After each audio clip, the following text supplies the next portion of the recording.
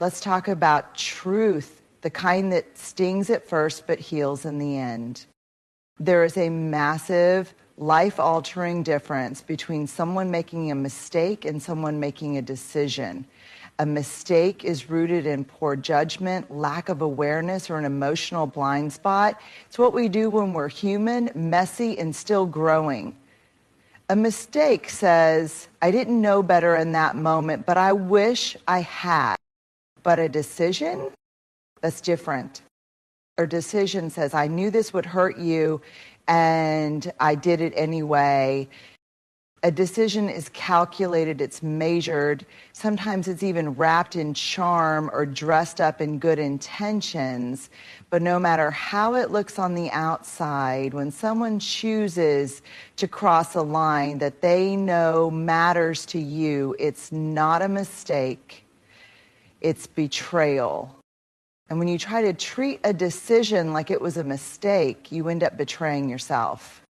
You rationalize their behavior, you downplay your pain. You tell yourself, maybe I'm overreacting. Even when your gut is screaming, you put your empathy in the driver's seat and your boundaries in the trunk. But here's the truth. When someone intentionally causes harm, that's not an accident you can clean up. That's a choice they made with full awareness of its cost, and they chose it anyway. Let's clear something up, something many of us were never taught growing up. Boundaries are not cruel. They are not harsh. They are not a form of revenge. They are clarity. They are protection. And most importantly, they are self-respect in action. Somewhere along the way, many of us were conditioned to believe that saying no was mean, or that walking away from harmful relationships made us unforgiving or cold. We were told that keeping the peace was more important than honoring our pain, that we should be the bigger person, even when it meant shrinking ourselves to fit into a relationship that chipped away at our dignity. But here's the truth. A boundary is not a wall. It's a bridge that tells others how they can be in relationship with you in a way that's healthy, respectful, and safe. When someone has intentionally damaged you, choosing to no longer allow them access to your energy, your heart, or your life, that's not punishment. That's you drawing a sacred line and saying, I matter, my peace matters, my safety matters. That's not a declaration of war, it's a declaration of worth. You are not obligated to make room for people who've repeatedly shown you that they don't know how to care for your heart. You don't owe continued access to someone simply because they're sorry or because they're persistent. Sorry doesn't rebuild trust. Sorry doesn't undo intentional harm. Sorry doesn't grant automatic re-entry. Boundaries can feel uncomfortable at first, especially if you've spent years confusing people-pleasing with kindness. But every time you say, this is not okay, or I will not allow this behavior in my life again, you are reinforcing a deeper truth. You are no longer abandoning yourself to keep someone else comfortable. And maybe they'll call you harsh. Maybe they'll say you're overreacting. Maybe they'll try to twist your boundary into evidence that you are the problem. But listen closely. Healthy people respect boundaries. Unsafe people are offended by them. So the next time you feel guilt creep in because you're drawing a line, remember this. You're not punishing them. You're protecting the version of you that finally realized she's worthy of more. And that's not selfish. That's sacred. Empathy is beautiful. It's powerful. It's one of the most courageous traits we can possess. The ability to step into someone else's shoes, to feel with them, to see the world through their pain. But let me say this clearly and without apology. Empathy should never come at the cost of your own well-being. Too often, we confuse empathy with obligation. We believe that because we understand someone, we have to excuse them. That if we can trace the roots of their behavior, childhood trauma, unhealed wounds, emotional immaturity, we are somehow required to remain available, compassionate, forgiving, even when their behavior is harming us. But here's the hard truth. You can understand why someone hurt you and still choose to walk away. You can say, I see your pain, but I will not let it bleed all over me. You can say, I have compassion for where you've been, but that doesn't mean I will allow you to trample over where I'm going. Empathy becomes dangerous when it turns into self-abandonment. When you silence your own needs in the name of being understanding, when you dismiss your hurt with they didn't mean to, even though they showed you they didn't care to stop, when you stay not because it's healthy, but because you feel guilty for leaving someone who's clearly still broken. But here's what I want you to hear deep in your bones. You are not responsible for healing people who continue to harm you. Empathy is a bridge to connection, not a contract for self-sacrifice. You can feel for someone and still protect yourself. You can love someone and still say, not like this. You can hope the best for them and still say from a distance, empathy doesn't mean you have to invite them back in. It doesn't mean you have to absorb the consequences of their choice. It doesn't mean your heart has to keep stretching until it snaps. And if you were taught that loving someone means enduring their pain at your own expense, let me gently and firmly tell you, that's not empathy. That's erasure. Real empathy includes you too. It's not only about honoring someone else's story, it's about honoring your own voice, your own needs, and your own emotional safety. So keep your heart soft, stay compassionate, but never again confuse empathy with a permission slip to betray yourself. The kind that isn't tidy or tied up with a bow, but the kind that doesn't lead back to the same person who hurt you. Forgiveness is not a reunion. It is not a second chance. It is not an invitation to return to what broke you. Forgiveness is a process of release, not return. It's you choosing to put down the weight of resentment so it no longer poisons your peace. It's you saying, I will not allow your choices to have power over my nervous system, my future, or my voice any longer.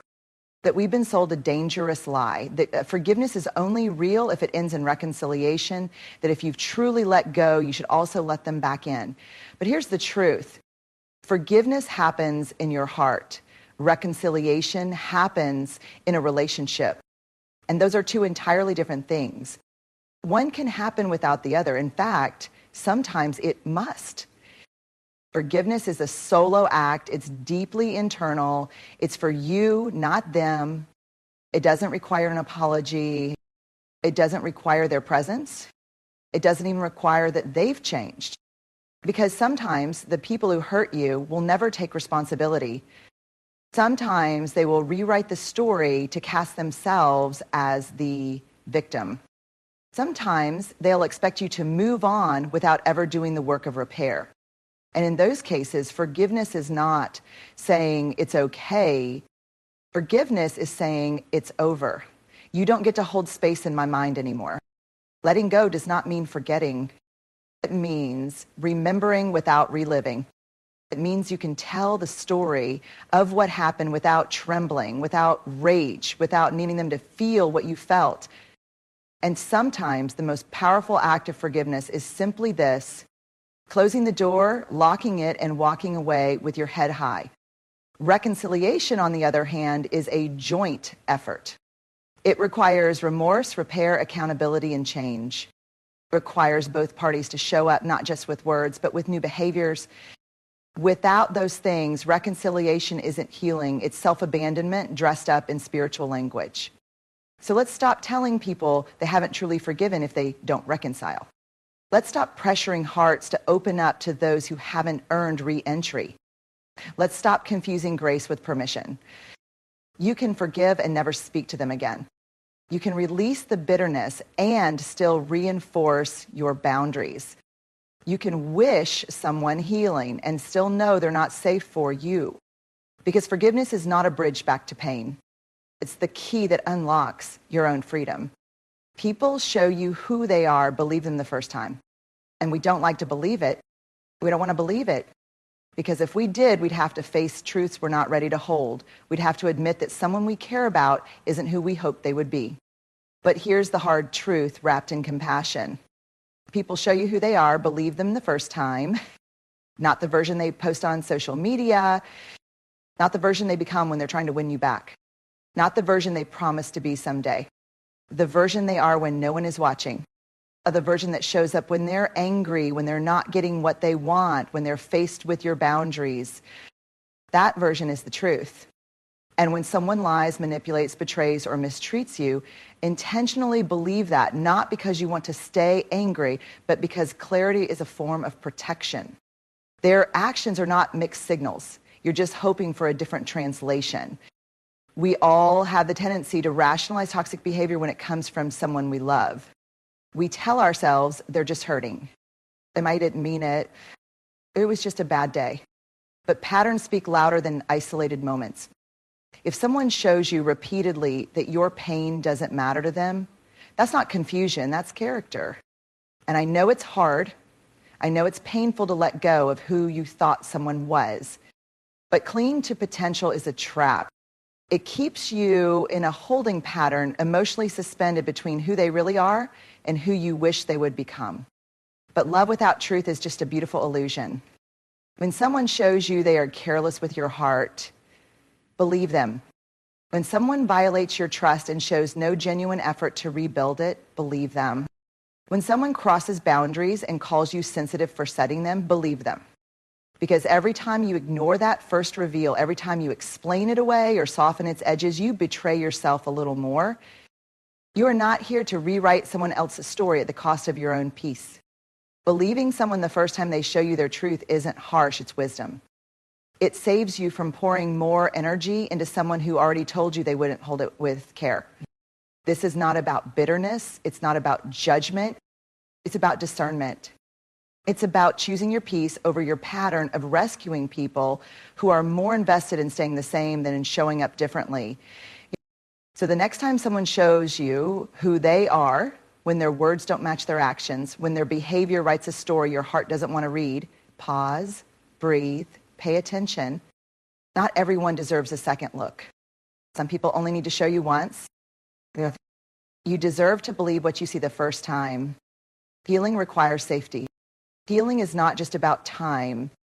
It's not just about journaling, therapy, or affirmations whispered into the mirror.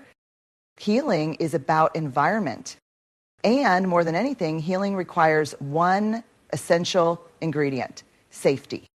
You cannot begin to heal in the same environment that hurt you. You cannot grow while you're still bracing for impact. You cannot learn to trust yourself again while someone is still actively making you question your reality. Healing requires peace, not performance. It needs stillness, not survival mode. It needs a space where your nervous system can exhale, where you're not constantly analyzing tone, reading between the lines, or preparing for the next emotional ambush. We like to believe that we can heal while staying connected to the people who broke us, that we can find our footing while still standing on cracked ground. But the truth is, healing cannot happen in chaos. It cannot happen in a relationship where you are constantly being re-injured. And let's name this because it matters. If someone intentionally damaged you and you are still in contact with them, still trying to work it out, still giving them access to the soft parts of your soul, your healing is not just stalled, it's under attack. There's a version of you, wiser, more grounded, more whole, on the other side of that pain, but you won't meet her until you remove yourself from the places and people that made her disappear in the first place. Safety isn't just about the absence of violence. It's about emotional security. It's about knowing you can speak without being mocked. be filled without being punished, say no without fearing abandonment, rest without guilt, laugh without tension. And here's what no one tells you. Sometimes you have to build that safety for yourself. Sometimes it means saying goodbye to someone you love. Sometimes it means drawing a boundary that feels like a wall but is actually a lifeline. Sometimes it means choosing loneliness over loyalty to dysfunction. And that is not weakness, that is wisdom. You are not meant to carry your healing into battlegrounds. You are not designed to bloom in places where your soul is being stepped on. You are allowed, encouraged to choose peace, even if it disappoints the person who hurt you, especially if it does, because your healing is not a negotiation. It's not something you earn by being agreeable.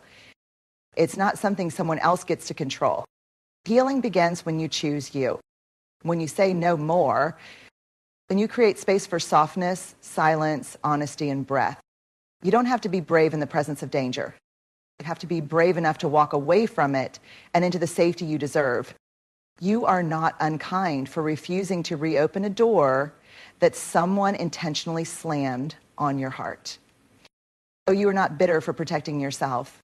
You are not unforgiving for walking away from someone who had every chance to treat you with care and chose not to. You have every right to choose peace over chaos. You have every right to honor the pain you didn't deserve. And you have every right to protect the version of you that finally said, no more. This isn't about revenge.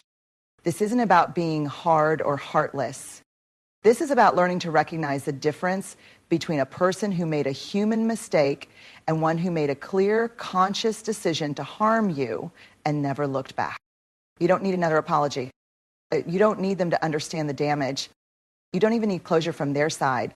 You are the closure. Every boundary you hold, every second chance you refuse, every quiet decision to heal in peace, that is your closure. That is your healing. So if you've been waiting for a sign to stop giving your heart back to people who keep dropping it, this is it. You deserve love that doesn't require you to shrink, to beg, or to bleed quietly. You deserve safety. You deserve freedom. You don't owe anyone a second chance to hurt you the same way twice. And maybe the most radical, self-loving thing you can do is to believe them the first time, forgive for your peace, and never hand them the keys to your heart again. You are not wrong for closing the door. You are finally right where you need to be on your own side.